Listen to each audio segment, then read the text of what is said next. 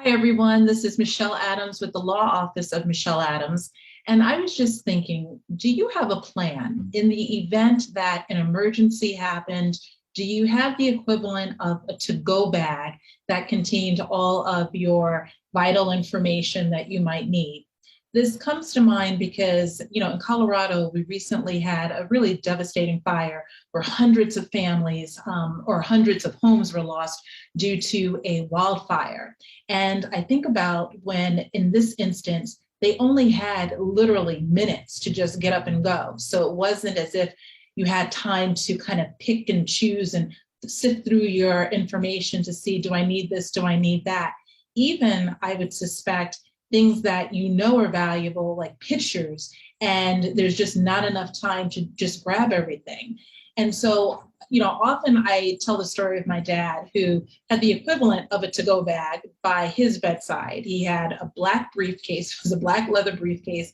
And whenever he and my mom would leave town, he would tell my sister and I, if anything should happen to us, everything that you need is in this black bag. Of course, we never looked in it, never had any idea what was contained in the bag, but we just knew that was the to-go bag. And so I challenge all of us, myself included, to really start thinking about how am I being intentional about the items that I can just grab at a moment's notice. And when I think about what some of those items are, maybe it's a passport or birth certificates or other legal documents that you may have.